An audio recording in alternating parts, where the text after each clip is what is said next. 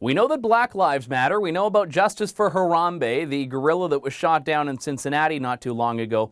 How about Lobster Lives Matter? Don't laugh. Apparently this is a real thing that people believe, or so I learned last week. The story starts in Red Lake, Ontario, but my goodness, this is a cross-Canadian tale that travels across provinces and really bridges the interspecies gap here between humans and the crustacean that is the Canadian lobster. And it starts in Red Lake, Ontario, where Christine Lougheed was walking through a grocery store, and this is just your average run-of-the-mill woman. She is a vegan, but she's not a hero at this point of the story, but my goodness, she becomes one. She's in the grocery store. She sees in the lobster tank near the deli section a lone lobster walking around. This triggers something in her.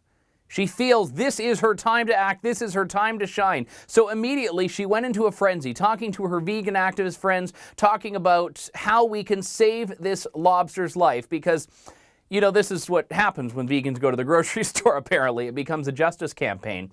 And what she ended up doing, purchasing the lobster, taking it home, making a little bit of a home for it, a saltwater bath, driving it 6 hours to Winnipeg, sending it by UPS to Halifax, where another vegan picked it up from a post office an hour away, drove it to the ocean, didn't like the spot they found in the ocean because they saw fishermen nearby, then drove to another part of the ocean. Again, this is what vegans do for fun. Now, the cost of the lobster was $20.23. The cost of shipping, $225, not to mention her gas cost and driving 6 hours from Red Lake, Ontario to Winnipeg, all to save a lobster's life. Now, being a bit more of a libertarian-inclined person, I don't have an issue with anyone who decides, you know what, this is what they want to do with their money, this is what they want to do with their spare time. After all, she paid for the lobster, right? It's her property. She can set it free or she can take it home and have a delicious surf and turf meal here. But it got a little bit more complicated. You see, I was so allured and enthralled by the story, I had to talk to this woman and figure out, okay, what is it about this lobster, what is it about lobsters in general that triggers this desire in you to act, this desire to change the world? And I had her on my radio show, The Andrew Lawton Show on AM 980 in London, and we were chatting a little bit. She had a sense of humor about it. I played along a bit. I asked her a question. She would answer. I even made a little joke here and there. Here, have a listen to the interview. It was very friendly. We were thinking, well, do we make like a giant pond for him? Do we make like get a turtle pool and put him in a turtle pool and try to let him live out his days?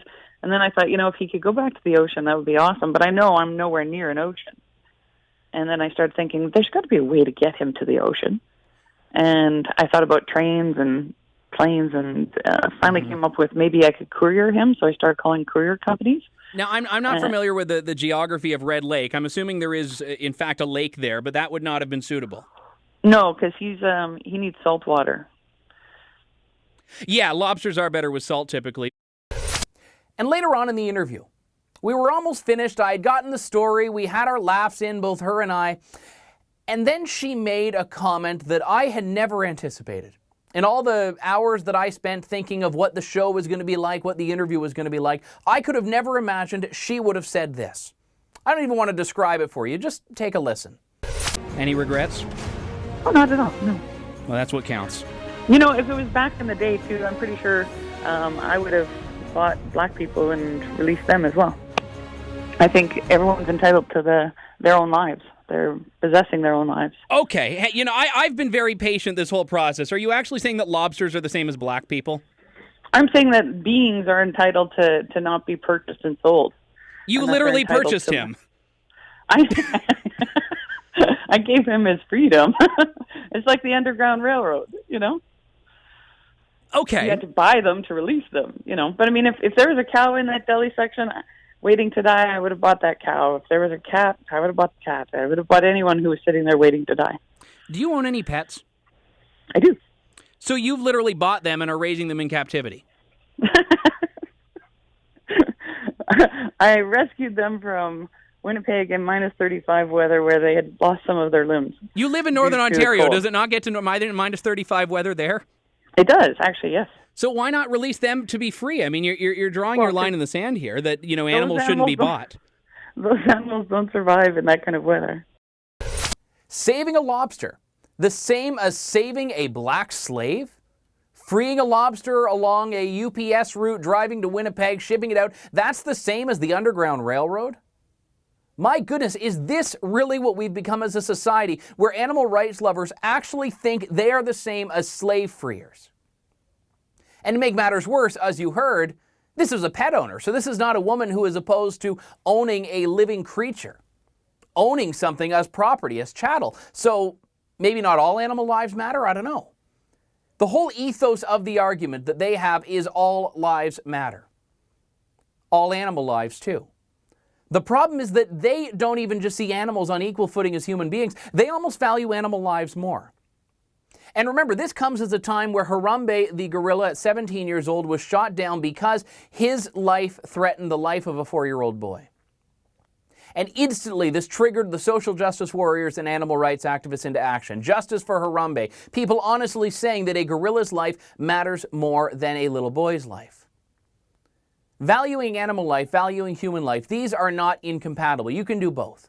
I love animals and I love humans. But don't think for a moment that a human life can be compared to an animal life, because it simply can't. There is simply no comparison there, and nature tells us this. Biology tells us this. More importantly, the fact that we have dominion over animals tells us this. If you want to save a lobster, that's fine. If you want to save a gorilla, that's fine. But don't do it at the expense of humanity, which is what happened in the case of Harambe. Was the pursuit of lobster salvation a sacrifice of human life? Absolutely not. But the belief that she is somehow on par with those who actually fought against real suffering, human suffering in the time of slavery, that in and of itself is offensive to blacks, it's offensive to humans. We've gone from Black Lives Matter to lobster lives matter as much as black lives. And this is what the left wants us to believe is the definition of equality. For the Rebel.media, I'm Andrew Lawton. Thanks for watching. Click here to never miss a Rebel update. Want even more of the Rebel? Well, click here to become a premium member.